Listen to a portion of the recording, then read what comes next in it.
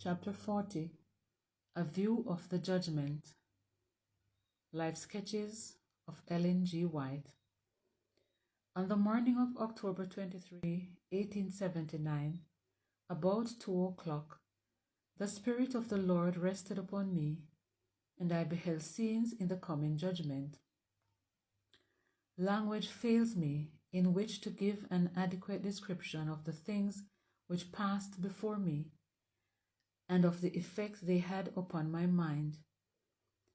The great day of the execution of God's judgment seemed to have come. 10,000 times 10,000 were assembled before a large throne, upon which was seated a person of majestic appearance. Several books were before him, and upon the covers of each was written in letters of gold, which seemed like a burning flame of fire, Ledger of Heaven. One of these books, containing the names of those who claimed to believe the truth, was then opened. Immediately I lost sight of the countless millions about the throne, and only those who were professedly children of the light and of the truth engaged my attention.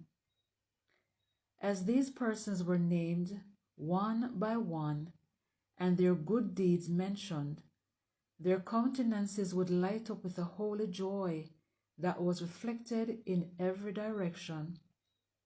But this did not seem to rest upon my mind with the greatest force. Another book was opened, wherein were recorded the sins of those who profess the truth. Under the general heading of selfishness came every other sin. There were also headings over every column, and underneath these, opposite each name, were recorded in their respective columns the lesser sins. Under covetousness came falsehood, theft, robbery, fraud, and avarice. Under ambition came pride and extravagance. Jealousy stood at the head of malice. Envy and hatred and intemperance headed a long list of fearful crimes, such as lasciviousness, adultery, indulgence of animal passions, etc. As I beheld, I was filled with inexpressible anguish and exclaimed, "Who can be saved? Who will stand justified before God, whose robes are spotless, who are faultless in the sight of a pure and holy God?" As the Holy One upon the throne slowly turned the leaves of the ledger, and his eyes rested for a moment upon individuals, his glance seemed to burn into their very souls, and at the same moment every word and action of their lives passed before their minds as clearly as though traced before their vision in letters of fire. Trembling seized them, and their faces turned pale. One class were registered as cumberers of the ground. As the piercing eye of the judge rested upon these, their sins of neglect were distinctly revealed. With pale, quivering lips, they acknowledged that they had been traitors to their holy trust. They had had warnings and privileges, but they had not heeded nor improved upon them.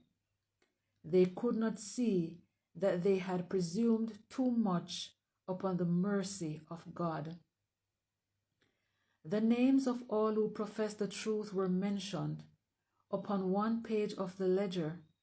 Under the head of fidelity was the name of my husband, his life, character, and all the incidents in our experience seemed to be brought vividly before my mind. A very few items which impressed me I will mention.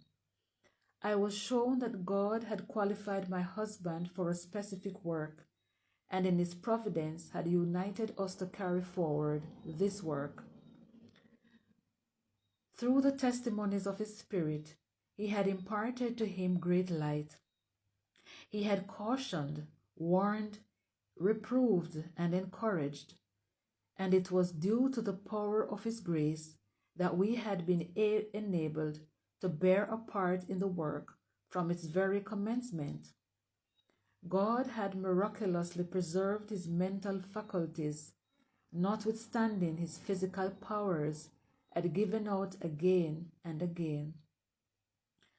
God should have the glory for the unbending integrity and noble courage to vindicate the right and condemn the wrong which my husband has had.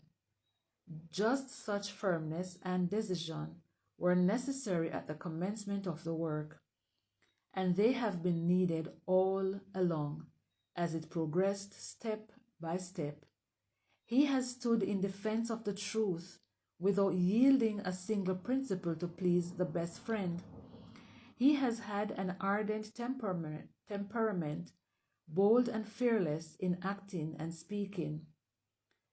This has often led him into difficulties which he might frequently have avoided.